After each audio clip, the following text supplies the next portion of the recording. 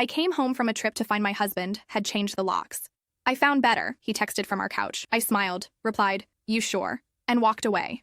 4 days later, he was screaming into my phone, begging me back. But I was gone, building a new life. His betrayal set me free. I didn't cry. I planned. Now he's alone, and my revenge is my silence. So there I was, pulling into my driveway after a 3-day business trip to Denver, already dreaming about crashing on my couch with a Bud Light and some leftover pizza. The flight had been delayed. My rental car smelled like stale cigarettes. And all I wanted was to get home to my husband of 8 years and just chill for the weekend. But when I tried to put my key in the front door, it wouldn't turn. Not like it was stuck or anything. It literally wouldn't go in. I'm standing there like an idiot, jiggling this key that's worked perfectly fine for the past 5 years since we bought this house. My first thought was maybe he'd gotten the locks, changed for security reasons or something. You know how paranoid he'd gotten about break-ins after our neighbor got robbed last month. I knocked on the door, figuring he was probably gaming with his headset on and couldn't hear me. Nothing. Rang the doorbell a few times. Still nothing. Started getting that weird feeling in my gut, you know? Like when you're watching a horror movie and the main character's about to open the obviously cursed door. That's when I decided to walk around back and check if the sliding door was open. As I'm making my way through our little side yard, stepping over the garden hose and dodging the sprinkler that always catches you at the worst moment, I hear voices coming from inside, laughing. A woman's laugh I definitely didn't recognize. My heart started doing that thing where it feels like it's trying to escape through your throat, but instead of losing it right there, something weird happened. This crazy calm just washed over me, like my brain switched into detective mode or something. I crept up to the back sliding door and peeked through the gap in the curtains. And there he was, my husband, on our couch, with some blonde woman who looked like she'd stepped out of a reality TV show. They were drinking wine from the bottle I'd been saving for our anniversary next month, and she was wearing one of my Nike hoodies. The audacity was honestly impressive. I mean, who does that? Who brings their side piece to the family home and has them wear your wife's clothes? It was like something out of a bad soap opera. Instead of bursting in there and causing a scene like any normal person would, I just stood there for a minute, watching them. He was being all touchy-feely, running his fingers through her hair, whispering in her ear. The same moves he used to pull with me back when we first started dating in college. I pulled out my phone and texted him, "Hey, I'm home. Where are you?" Watched him check his phone, whisper something to the blonde, and then type back, "Working late, be home around midnight." That's when I knew for sure this wasn't some misunderstanding or weird coincidence. This was calculated, planned. He'd changed the lock specifically to keep me out while he played house with someone else. I walked back to my car, sat in the driver's seat, and just breathed for a few minutes. My hands weren't even shaking. It was the strangest thing. All those years of being married to someone who apparently thought I was disposable, and the main emotion I felt was relief, like finally having confirmation of something I'd suspected but couldn't prove. Don't get me wrong, part of me was absolutely devastated. 8 years of marriage, all those plans we'd made, the house we'd bought together, the dog we'd talked about, getting. But another part of me, the part that had been feeling increasingly disconnected from him over the past year, was almost grateful to have a clear reason to walk away. I drove to the Hampton Inn about 10 minutes from our house and got a room for the night, ordered some Domino's and a 6-pack of Coors Light, set up my laptop, and started making a plan. Update.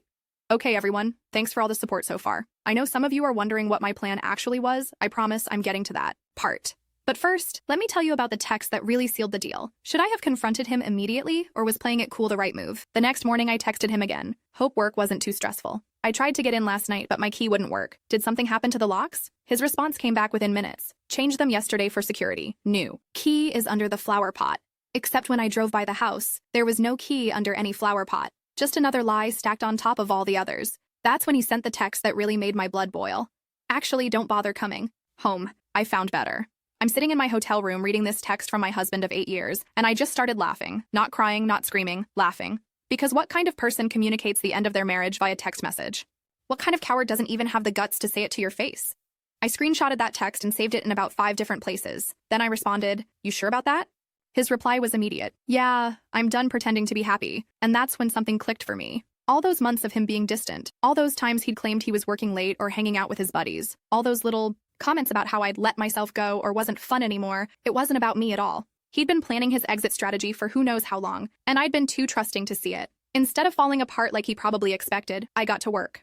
I called my sister first, then my best friend from college, then my mom, told them the whole story. Every single one of them said the same thing. I never liked him anyway.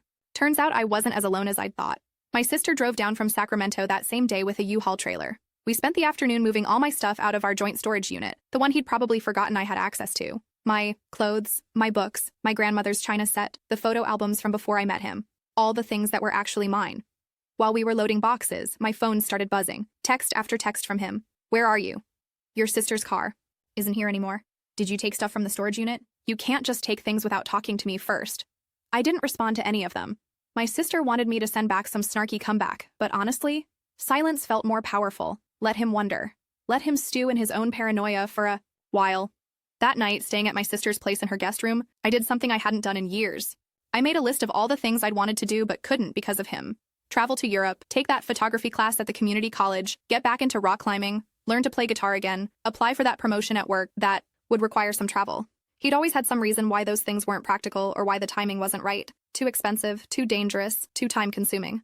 I'd compromised on so many dreams that I'd almost forgotten they were mine to begin with.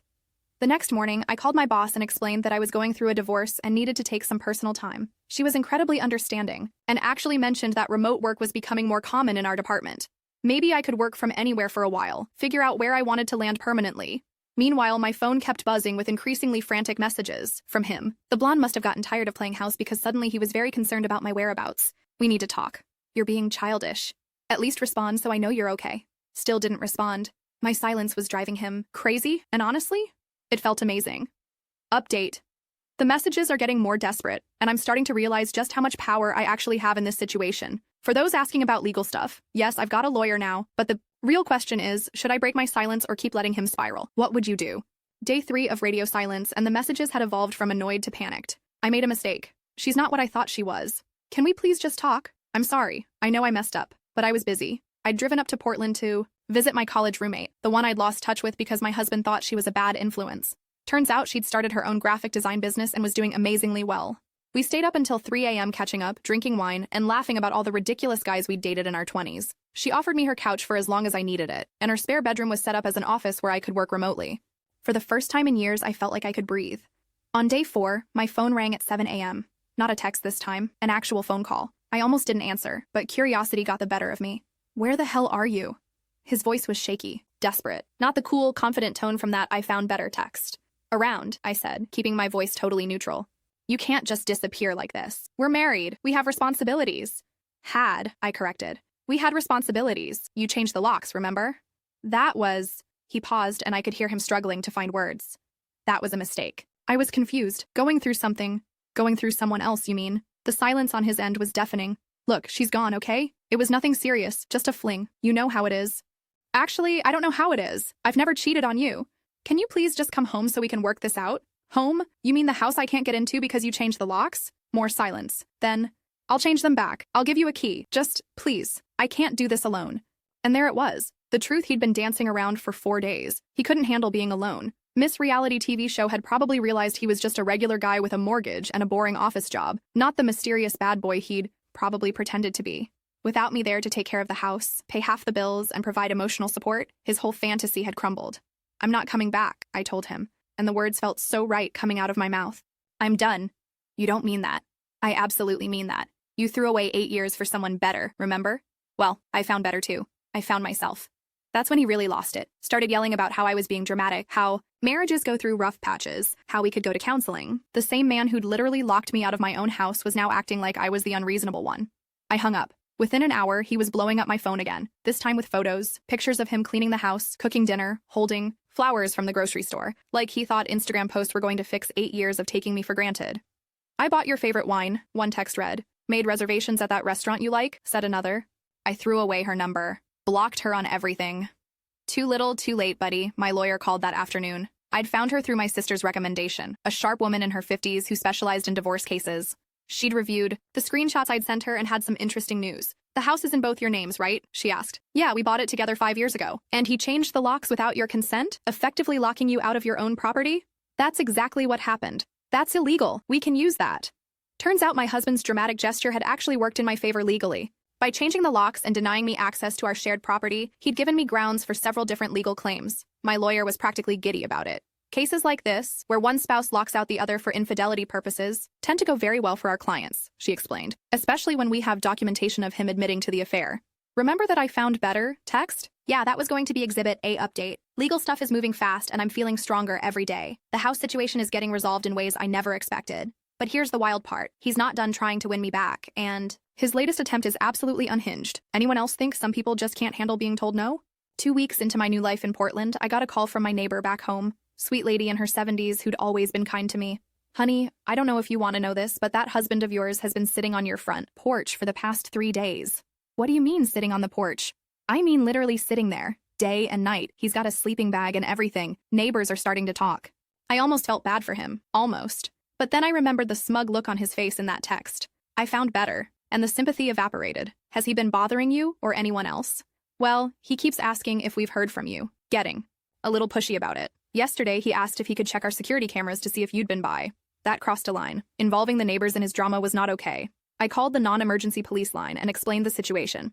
They sent an officer by to have a chat with him about trespassing and harassment. Apparently, he packed up his camping gear pretty quickly after that conversation, but the calls and texts didn't stop. If anything, they got more frequent and more unhinged. I quit my job to focus on us. I'm selling my truck to pay for couples therapy. I told my mom what I did, and she said I'm the biggest idiot she's ever met. Smart lady, his mom.